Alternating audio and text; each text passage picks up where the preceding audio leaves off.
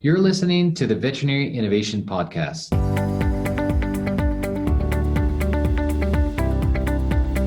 You're listening to the Veterinary Innovation Podcast. My name is Shawn Wilkie, and along with my awesome co-host, we interview the innovators in this space every week. Ivan, please go ahead and introduce today's guest. Hi, I'm Ivan Zach, and I'm happy to introduce a colleague of mine, Dr. Megan Kelly. We're going to talk about online education. There's lots of stuff going on around this during the COVID, but she was engaged in this way prior to that. From the business side, she's the owner of Online Pet Health. She holds a bachelor degree in veterinary sciences from the University of Pretoria and certified canine rehabilitation practitioner from the University of Tennessee. She's a host of the Veterinary Rehabilitation Podcast. On the personal side of things, she's a veterinary nurse as well as the veterinarian. She enjoys paddling, running, hiking, lives in Cape Town with 2 kids, husband, and 2 dogs. She's all or nothing kind of person. So everything she does always on full throttle. So people tend to struggle to keep up with her. Welcome to the show, Megan. And I'm happy to talk with someone from South Africa. I actually was there once and I installed SmartFlow, my previous project in Johannesburg. So it's very exciting. So let's talk about online education. Thanks for having me, Shawn Ivan. I'm excited to chat. Can you tell us a little bit of how did you get into online education prior to COVID? Because now everybody does, online education and telemedicine, and it'll be interesting to see what was the progression of this prior to having to do that, and whether it was going in that direction anyway. Yeah, for me, it was actually personally, I felt like I was lacking in knowledge and I didn't have anywhere in which I could get that knowledge. So the field of veterinary rehabilitation is quite new. So it started in like the 1990s. And we have like a conference every 2 years, which I would attend, but every 2 years just wasn't enough. And at that time, 2014, 15, there were a few textbooks, but there was probably one main one, and I'd probably read it from front to back 4 times. And I was just seeking knowledge. I just wanted to improve and get better. And that's actually why I started Online Pet Health, just for a need for myself. So it started with me meeting somebody who could teach me how to do kinesio taping. And I actually wanted to get him to come in to lecture here to all the vet rehab therapists in South Africa. And what happened is we looked at it and we thought, it's just going to cost too much money. So his name is Matt Brunke. He's also a vet. And he said, well, let's do a webinar. And at that stage, I had absolutely no idea about doing anything online. I had once myself lectured a webinar, so I knew how to lecture, but I had no idea how to host it. And so just my kind of personality, I was like, okay, let's do this. And I Googled how to host a webinar and a webinar platform. And I found this platform called Webinar Ninja. I don't even know if they're still around, Webinar Ninja. And I just subscribed to it and taught myself how to do it and got a whole lot of vet rehab therapists that were here in South Africa and said, who wants to learn this? And got all the costs and divided it amongst all of us. And then after that one, everyone said, well, when's the next one? So I said, okay, well, I'll organize another one. And then what happened is people had friends and colleagues that were in Australia and Europe, and they said, can they join? And can we pay monthly? And that's basically how I started Online Pet Health. So from me wanting to learn more and then everyone just saying, this is what we want. And so it's basically an online membership platform, which is on a subscription base. So people pay on a monthly or they can pay annually. And what we do is we have live webinars, which we record from experts all over the world who lecture for me. And then we put those recordings into a platform that people have access to whenever they want, so at their convenience. So yeah, that's my story, and that's how I got into it. And it's just grown, actually. For every year, it just gets bigger and better. It's amazing. It's amazing. We find ourselves in such a different world, Meg. And I think back to our conversations that we had on your podcast around just kind of this whole idea of, online training, virtual trade shows.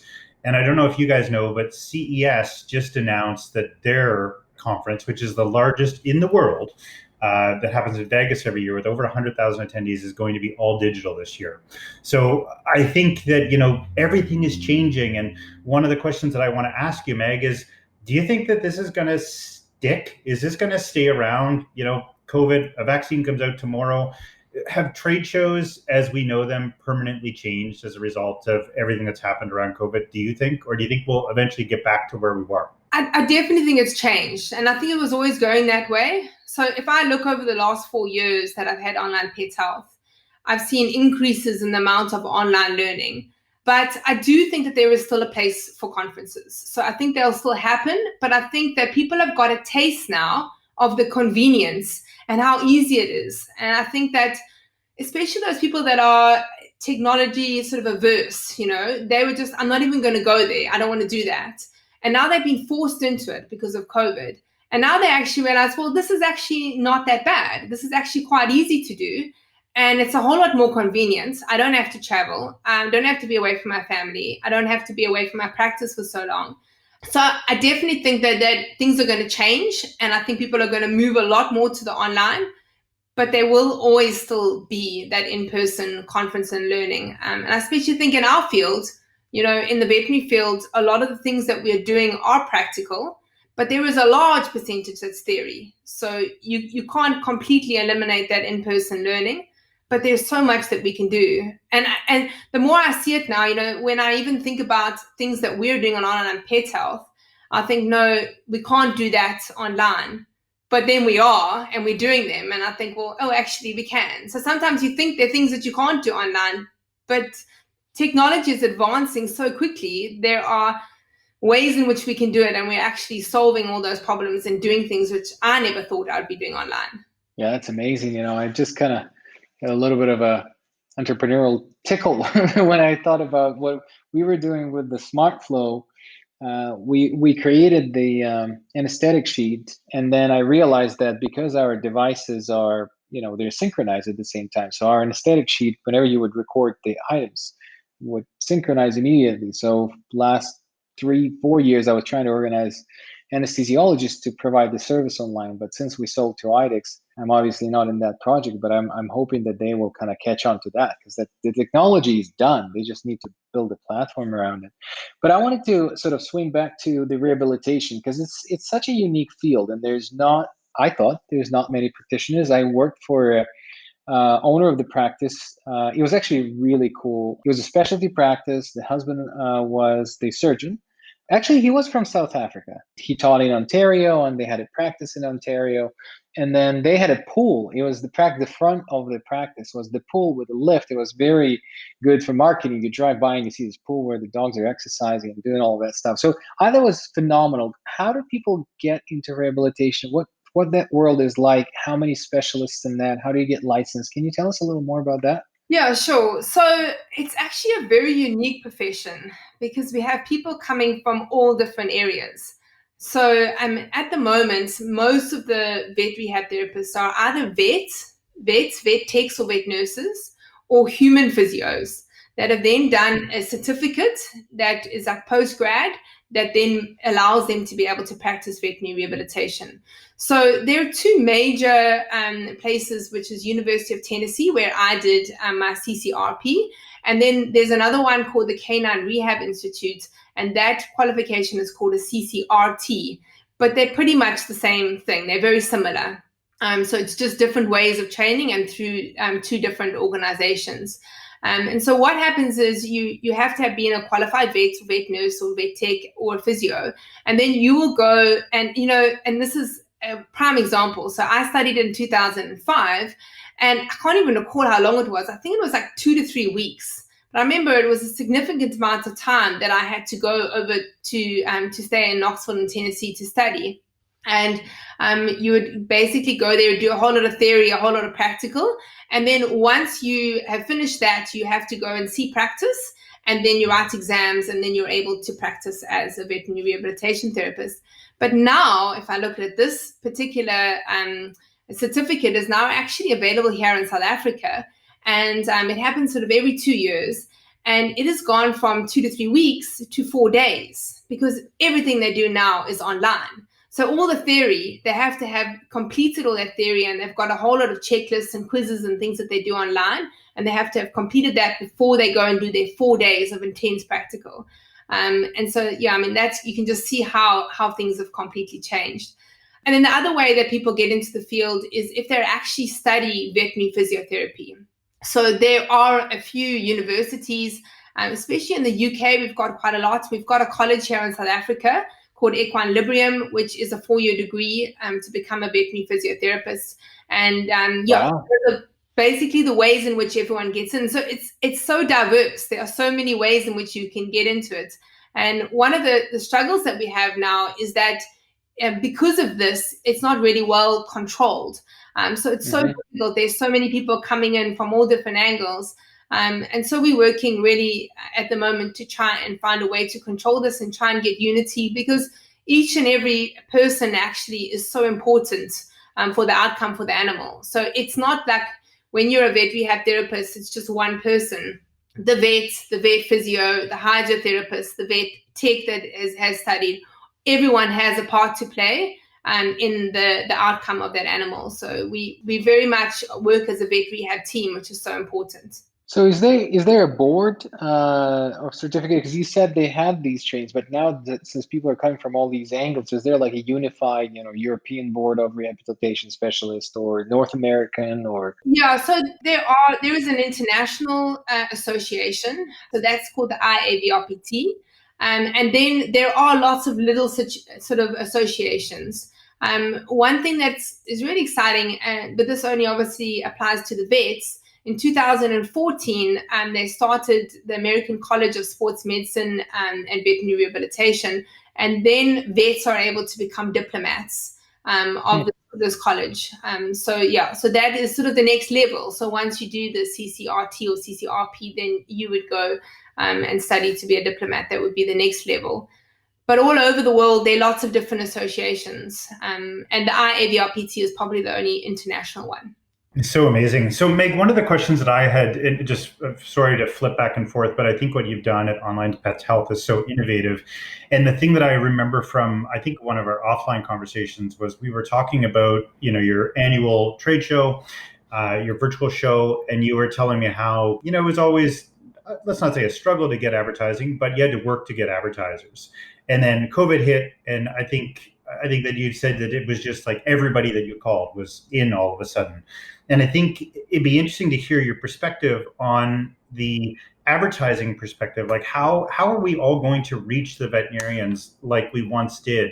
There's so many trade shows that are happening that have been moved to online events. And a lot of people that are in the industry listen to our podcast. And so the question I have for you as somebody that used to attend trade shows, how can we look at leveraging these online events, and what should we look for as a potential partner or advertiser to get value out of participation in these new digital conferences where we once used to go to in-person conferences? Yeah, I think that is so important, because if I even think about in-person trade shows, sort of once you've been to one or two, then you tend to not want to go around and go and speak to people. So like when it's novel and it's the first time you've been to that conference, you go, but we tend to see the same people over and over when we're at these conferences.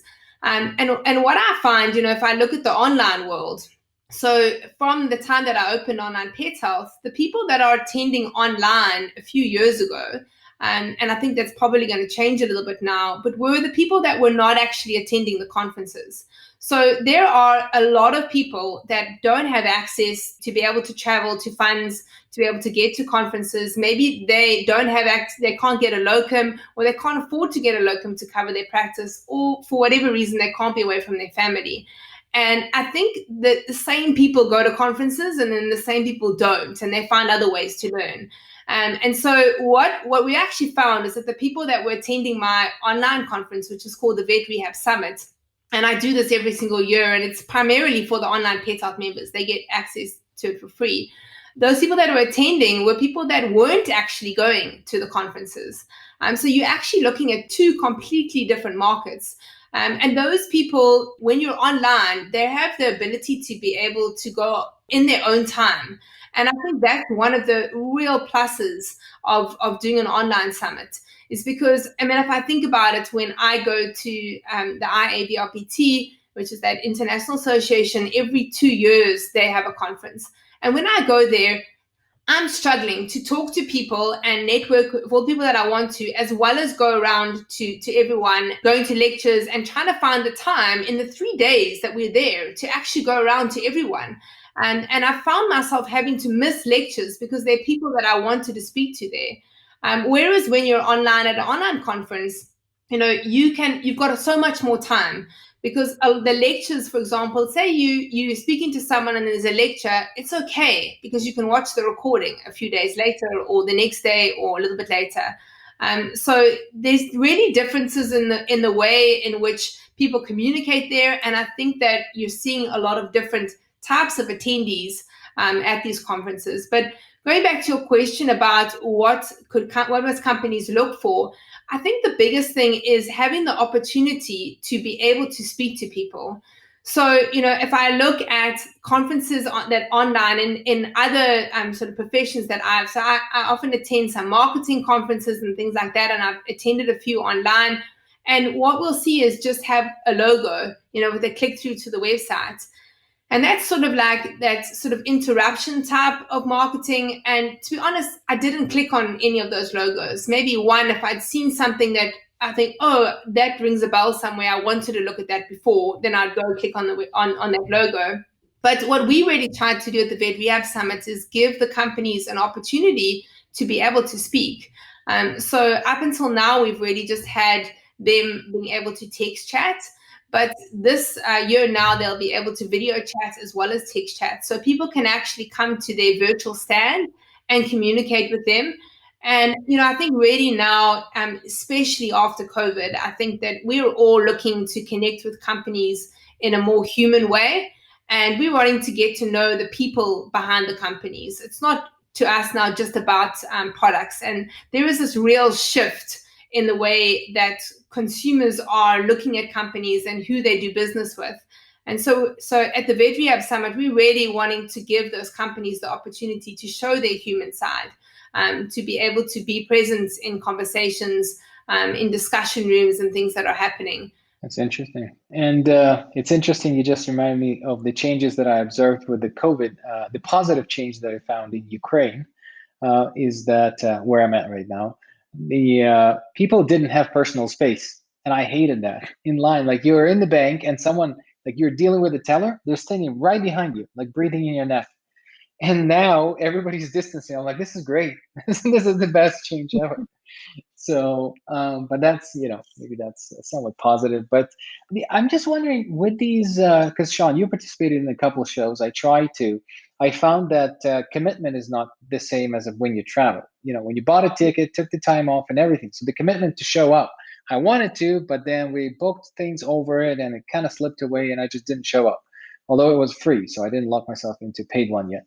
So that's one challenge that I see. The other one, the experience of people coming into the booth, because last, I would say 7 years, I attended on the industry side. So I was mostly in the exhibit hall. I wasn't going for learning. I was going for learning when I was practicing as a vet. And I'm just wondering, are we going to have this experience, because people usually wander the hallway. And then that's where you hope that they will stop by and chat with you. You show them your product and you engage in the conversation. You really have to have, I think that the marketing strategy needs to change because you have to have your brand awareness going to it. If I have a weird logo that I started, yesterday in my garage, nobody has time to click on this. If I'm walking by and I'm seeing something, interesting and I may engage in the conversation, that may work. But with digital, you're really, I think, how we build the products and how we approach them from a marketing perspective is different. You have to build a real brand awareness or PR, which we're all doing through podcasts. And then going with that, you probably will get more engagement. So I don't know if you have a comment on that. Yeah, I think what we tend to do is we tend to think about a live conference and then we compare a virtual conference to the live. So we want the same things as what happens in the live. And that's not going to happen because it's different, right? Yeah. So I think that one of the things that you do get is that brand awareness. I think you have the opportunity to collect leads. So one of the things that we do is get the companies that exhibit there to have a giveaway or something or a lead magnet that they can use to be able to gather leads. And you can collect email addresses from people that you're speaking to, but you can't see it like you'll measure if a conference was good about how many people you spoke to. And that's not necessarily going to happen at an online conference. You might have a lot of people coming onto your stand, clicking on your website, a few people chatting. One thing that we have done to try and encourage people to come chat is to use gamification. So basically, people get points for all the websites and the URLs on the Veterinary App Summit that they go to. If they chat, they get points. If they download things, they get points. So the more they're moving around and looking around the site, the more points that they get. And then we have like some prizes. And I do think that really, really helps. But then obviously for the exhibitor, you don't want people just going there just to get points. You want people that are truly interested in your products. So yeah, I think the biggest thing is not to see it as the same. And that's why I think that the live conferences are still going to be important. You're tapping into a completely different market. One thing that I have found with the online conferences, and this is feedback that I've got from my online pet health members, is especially those people that are a little bit shy. So there are a lot of people that can just quite happy to go up to an exhibitor stand and have a conversation. And, other people that are a little bit intimidated and maybe a bit shy, that's completely removed when you're online. And especially if you're doing the text chat, because people are so much more confident just typing. They can do, if you think about it, they think people that will post things on Facebook that they would never probably say if they were in a bunch of people. So that really, really helps, I think, with those type of people. And like I said, I think we've got to see it as a different type of person that is actually coming to the online conference. And you're tapping into a different market and not see it as something that's trying to replace the live conference, but something that's actually different. And you can connect with other people that maybe you weren't connecting with in different ways. Yeah, that makes total sense. And it's so interesting, Meg, like you've got so much experience in this world. I just love having the conversations because, as I'm trying to run my startup, I'm trying to evaluate how do I engage with these online platforms to get value out of them. So I think I could literally probably talk to you for another hour just about this specific topic, but we're out of time. This always happens to us, like every episode. So we like to wrap up in the same way every time. So I've got a question for you, and then Ivan's got a question for you, and then we'll call it a day or a night in your case, I guess, in both of your cases.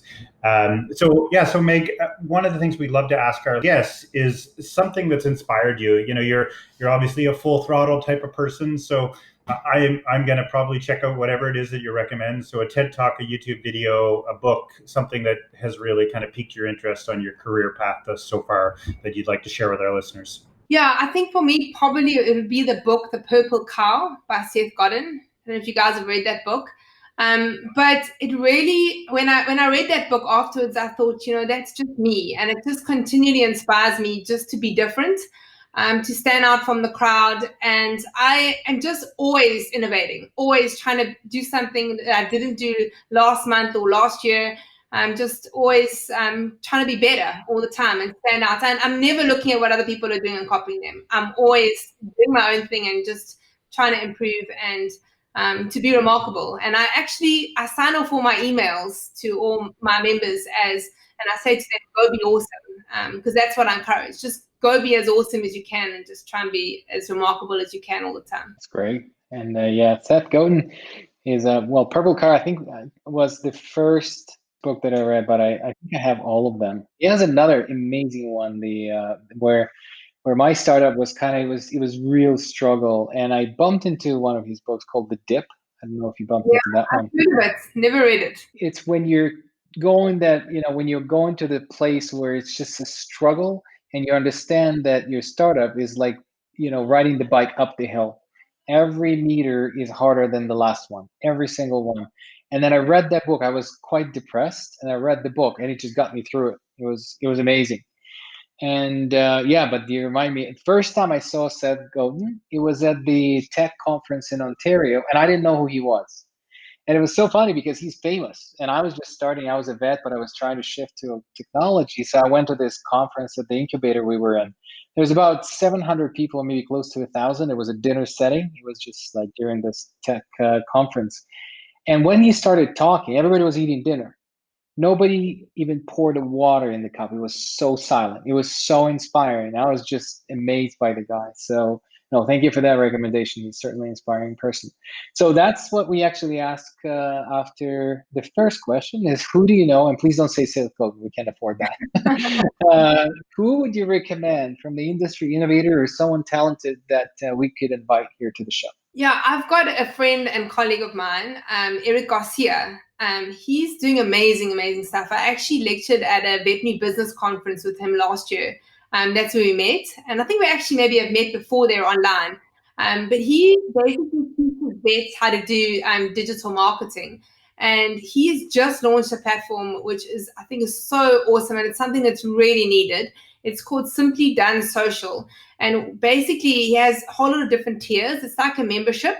And he gives access to veterinary practices, all different images and things that they can use on their social media, access to blogs, which have all been vetted to make sure that they are, or everything is veterinary correct. He's got a whole lot of different things going on there, which I think is awesome, because I think it's something that's really needed for the veterinary world, help to do their social media. Thank you so much for listening to the Veterinary Innovation Podcast. If you want to hear about our new episodes, please follow us on any social media channel. Also, you can check out our website at veterinaryiinnovationpodcast.com. See you next week.